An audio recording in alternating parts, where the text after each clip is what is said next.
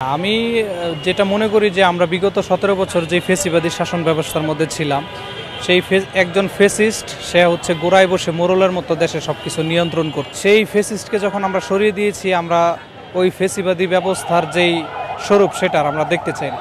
তো আমরা ওই রকম মনে করি না যে এখন যেগুলো হচ্ছে ওই রকম স্ক্রিপ্টেড। তবে যেই পতিত ফেসিস্ট সে চেষ্টা করে বিভিন্ন ইনসিডেন্টসে ঢুকে যে তার যেই পুরাতন কলাকৌশল সেগুলো বাস্তবায়ন করার জন্য। মাইলস্টোনে আমাদের যেই ঘটনাটা ঘটেছে, সেই ঘটনাটার একটা প্রতিক্রিয়া হিসাবে সচিবালয়ের ঘটনাটা আমি দেখতে পারি, কিন্তু এইখানে যদি ওই পুরাতন ফেসিস্টদের ইন্ধন থাকে তাহলে সেটা ওই একটি ঘটনাকে ধামাচাপা দেওয়ার জন্য যেরকম আরেকটি ঘটনা, এটা সরকারের পক্ষ থেকে না, এটা হচ্ছে বিরোধী পক্ষ যারা আছে পতিত ফেসিস্ট তাদের অপচেষ্টা হতে পারে। RICL TMX, যুগের পর যুগ স্থাপনা থাকে মজবুত। কারণ এই সরকার হচ্ছে রক্তের উপর দিয়ে গঠিত সরকার। এই সরকার হচ্ছে অবশ্যই জনগণের আকাঙ্ক্ষা অনুযায়ী কাজ করবে। এই সরকার ওইরকম ধামাচাপা দেওয়ার কাজ করবে না। যেমন আপনারা একটা জিনিস লক্ষ্য করবেন যে পরের দিন যেই শোক ছিল মাইলস্টোন উপলক্ষে, সেদিন হচ্ছে HSC পরীক্ষা ছিল। তো HSC পরীক্ষা বাতিল করা নিয়ে শিক্ষা উপদেষ্টা এবং শিক্ষা সচিব তালবাহানা করায় দেখা গেছে মাঝরাতে তারা ডিসিশন দিয়েছে যে পরীক্ষাটা বাতিল হবে প্রেশারের পরে। তারপরে কিন্তু এরকম মাঝরাতে কিন্তু অনেক স্টুডেন্ট হচ্ছে প্রিপারেশন নিয়ে শুয়ে আছে, সে কিন্তু ঘুমন্ত অবস্থায়, সে জানতে পারলো না।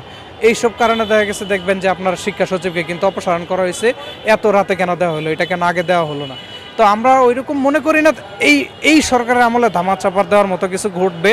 তবে যদি এরকম হয় তাহলে ছাত্র সমাজ তাদের ভয়েস রেইজ করবে এবং শিক্ষা সচিব যেভাবে ক্লোজ হয়েছে এরকমভাবে যারা ধামাচাপা দিতে চাবে তাদেরও পরিণতি একই পরিণত হবে। তবে আমরা যদি সবাই সচেতন থাকি, আশা করি ধামাচাপার মতো কিছু দেওয়া যাবে না। এবং এখানে আহত শহীদদের এবং যারা মারা গেছে মাইলস্টোনের ঘটনায় যেই সংখ্যা নিয়ে যেই বিতর্ক সৃষ্টি হয়েছে, সেটা আশা করি আমাদের অবসান হবে। মাইলস্টোনের রেজিস্টার খাতা এবং এগুলো যদি দেখা হয় এবং ক্রস চেক করা হয়, ইনশাল্লাহ চেষ্টা করব, আমরা আশা রাখবো এই সরকার নিরপেক্ষভাবে তদন্ত করে এই জিনিসগুলো হচ্ছে জাতির সামনে নিয়ে আসবে এবং প্রকৃতপক্ষে যারা আহত হয়েছে, যারা হচ্ছে মারা গেছে, তাদের সংখ্যা জাতির সামনে নিয়ে আসবে, এইটুকুই।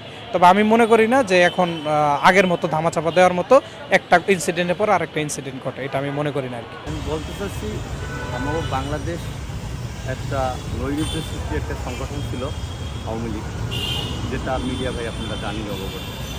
এখন জিনিসটা হয়েছে অনাকাঙ্ক্ষিত একটা ঘটনা হয়ে গেছে, হতেই পারে, কারণ এটা সারা বিশ্বেই ঘটনা এভাবে হচ্ছে। এরপরে আবার নতুন একটা ঘটনা বের করছে, এটা ভালো দিক এবং খারাপ দিক আমি আদৌ জানি না, কিন্তু একটা ঘটনাকে ভালো যেভাবে হয় সেটাই করা দরকার। কিন্তু সেই ঘটনা তারা যদি অন্যভাবে নেয়, অন্য কোনো সংগঠন, যে কোনো সংগঠনই হোক, সেটা তাদের কী হবে। আসলে বিষয়টা হচ্ছে মাইলস্টোনের যে ঘটনাটা, এটা অবশ্যই একটা অনাকাঙ্ক্ষিত ঘটনা, কারণ এটা একটা অ্যাক্সিডেন্ট। এটা যেভাবেই হোক অবশ্যই একটা অ্যাক্সিডেন্ট হয়েছে। আমরা অবশ্যই দোয়া করি আল্লাহ এইটা থেকে আমাদের সবাইকে হেফাজত করুক। আর সচিবালয়ের বিষয়টা আমি বলবো, এটা আসলে যারা এই কাজগুলো করছে, আমি জানি না আসলে কারা এই কাজগুলো করতেছে।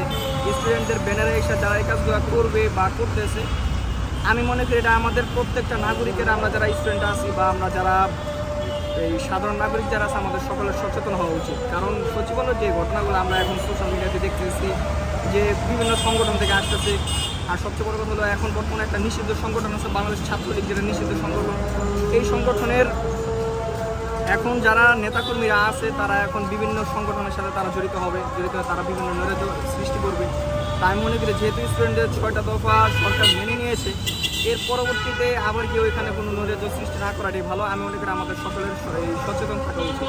এই বিষয়টা আসলে আমি বলবো যে এখনও এটা আমরা এই প্রপারলি কোনো নিউজ আমরা জানতে পারি নাই যে আসলে এটা কি দুটা কি মাইলস্টোনের ঘটনাটা কি ধামাচাপা দেওয়ার জন্য কি সচিবালয়ের ঘটনা কিনা, এটা এখন আমার সরাসরি জানা নাই। যেহেতু জানা নাই সেহেতু আমি একটা নিউজ আমি বলতে পারি না ভাই।